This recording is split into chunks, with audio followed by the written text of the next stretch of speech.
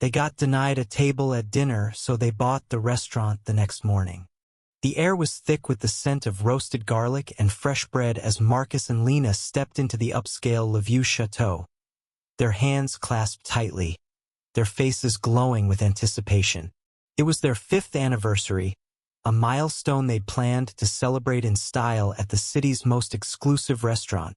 Marcus, a software engineer with a quiet intensity, had saved for months to secure this reservation.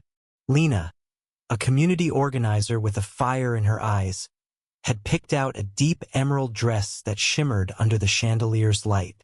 They were ready to mark the night with joy. But the moment they crossed the threshold, the hostess's smile faltered.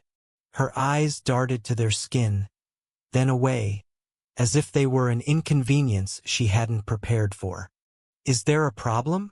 Marcus asked, his voice calm but edged with suspicion. The hostess stammered, flipping through her reservation book with exaggerated care.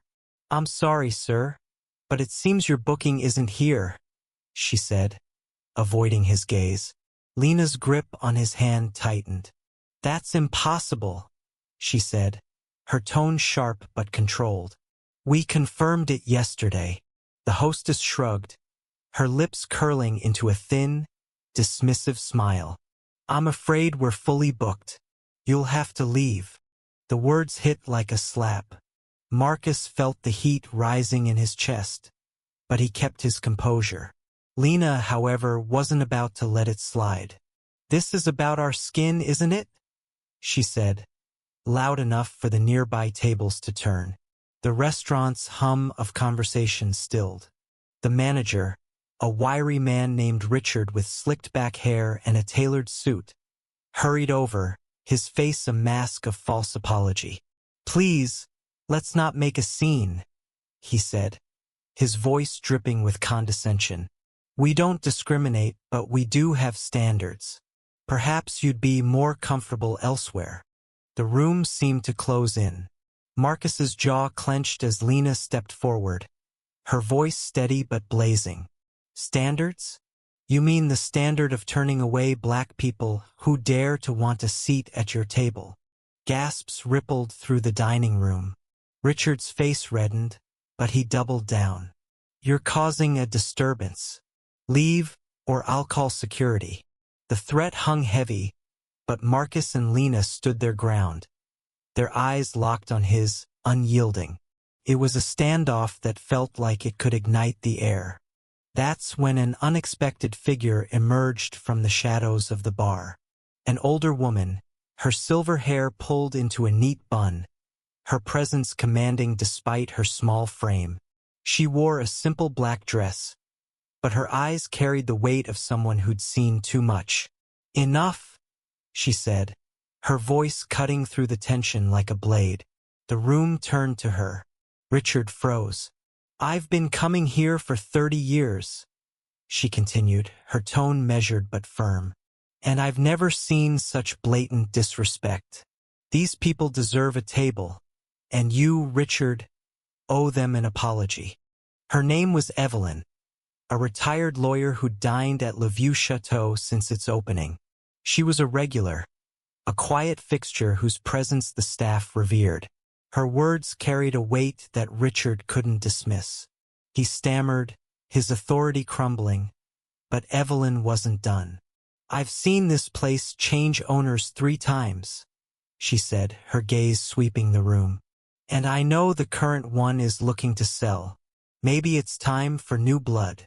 She looked at Marcus and Lena, a spark of defiance in her eyes. "People who understand dignity." The crowd murmured. Richard, cornered, muttered a half-hearted apology and offered them a table, but the damage was done. Marcus and Lena walked out, their heads high, but the sting of humiliation lingered. They didn't speak as they drove home, the city lights blurring past. But in the silence, a fire was kindling. Lena broke it first. "We're not letting this go," she said, her voice resolute. Marcus nodded, his mind already turning. "We're going to do something bigger. By morning, They'd hatched a plan that seemed insane but felt right. Marcus had connections in tech, and Lena knew people with deep pockets who believed in justice. They reached out to a network of investors, friends, and allies, pooling resources with a speed that felt like fate. Evelyn, it turned out, wasn't just a bystander. She'd quietly joined their cause, connecting them to the restaurant's owner, a tired businessman eager to unload the property. By noon, they had a deal. By the next morning, Louvieux Chateau was theirs. The news spread like wildfire. Social media buzzed with the story. A black couple, denied a table, had bought the very restaurant that rejected them. Marcus and Lena didn't just stop at ownership. They transformed the place. They fired Richard, retrained the staff, and opened the doors wider literally and figuratively. The menu expanded to include dishes inspired by Black Southern cuisine, alongside the French classics. The dining room became a space for community, with free meals for those in need every Sunday. Evelyn became their unofficial advisor, her sharp mind guiding their vision. But the twist wasn't just their victory. It was Evelyn's secret. One evening, as they sat together planning the restaurant's grand reopening, she confessed. "I wasn't just a regular," she said, her voice soft but heavy. "My husband was black. We faced the same hate you did decades ago. I stayed quiet back then, but I promised myself I'd never let it happen again." Her eyes glistened, and Lena reached for her hand. Marcus nodded, the weight of her words sinking in. Evelyn's quiet rebellion had been the spark that turned their pain into power. The grand reopening was a triumph. The dining room buzzed with laughter, music, and the clink of glasses. Marcus and Lena stood at the entrance, greeting every guest, their smiles radiant but hard-earned. The wooden sign outside now read, "All are welcome here." The restaurant wasn't just a business anymore. It was a statement, a testament to resilience, to fighting back with heart instead of hate. Yet the story didn't end with a neat bow. The city was divided. Some praised Marcus and Lena as heroes. Others whispered that they'd gone too far, that buying the restaurant was an overreach. Posts on X raged back and forth, some calling it justice, others revenge. The couple faced threats, but they also received letters, hundreds of them, from people who'd faced similar rejections and found hope in their story. As the sun set on the reopened Louvieux Chateau, Marcus and Lena stood outside, looking at the sign they'd hung. Evelyn joined them, her presence a quiet strength.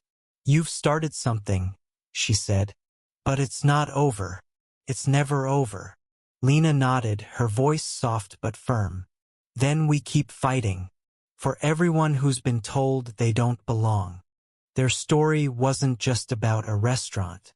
It was about reclaiming space, rewriting rules, and turning pain into purpose. It was about the courage to demand better, not just for themselves, but for everyone who'd ever been turned away. What do you think? Where does justice end and revenge begin? Share your thoughts.